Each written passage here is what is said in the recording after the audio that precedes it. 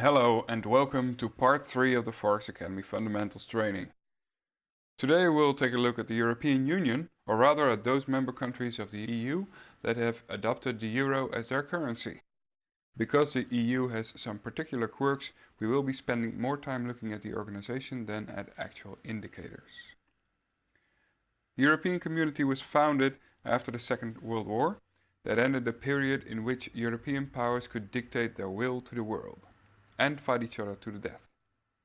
Eclipsed by the Soviet Union and the United States, it was felt that the only way for Europe to be able to rise from its ashes was to cooperate. A single market without internal borders was created, which remains the cornerstone of European prosperity to this day. Changing its name in 1992 to reflect the ever closer cooperation between a growing number of member states, the Union decided to move to a common currency, which was introduced to the general public 10 years later.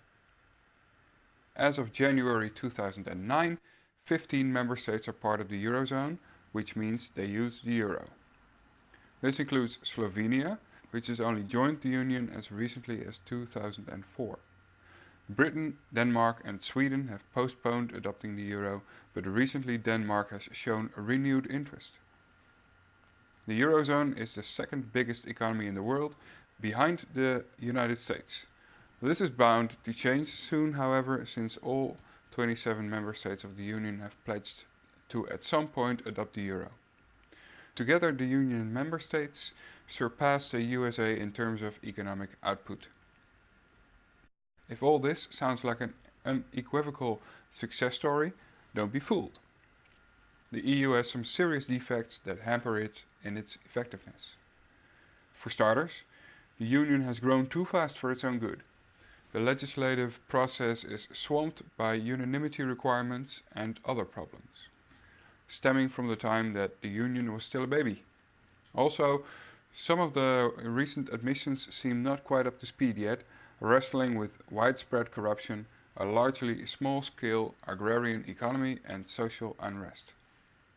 This wouldn't be necessarily a problem if the Union's populations felt represented. They don't. Europe's concept as such is not a democratic one, and it would need structural overhaul to incorporate more popular involvement. A growing number of people think this needs to be done, but the task seems daunting. Not upgrading, though, would keep the door ajar to a creeping expansion of the Union's powers, which populations may then rebel against. Because there is no European government, it's hard to know where Europe starts and ends. Many state functions are only touched by the Union if there appears to be no other way, and sometimes this leads to unwelcome situations. There is only limited political integration, and member state governments tend to whine when their sovereign powers are usurped. Also, there is no European army. European powers tend to have big governments, which precludes their economies from really reaching heights, such as the Americans. But then, recently we've seen that haste trips over its own heels, so maybe big government isn't so bad after all. While many European governments are making headway in reducing the costs of old-fashioned retirement and health benefit systems, the Union keeps sending enormous sums of perfectly good money to prop up a relic, mostly French, agrarian system. If these problems can be taken care of by the Europeans, the future might be theirs. For now, we'll just have to wait and see how the Eurozone is able to weather this recession. The most important indicator for the Eurozone is the ECB interest rate and statement. This is very much akin to what we've discussed for the American situation. Trade balance, inflation and unemployment figures need to be watched at member state level. Germany being the biggest economy by far, you need to watch them. Same goes for France and Italy. The other figures are really only interesting for the news freaks and if something truly unexpected happens.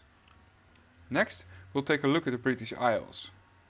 A complete list of economic indicators as well as a handy event calendar can be found at forexacademy101.com.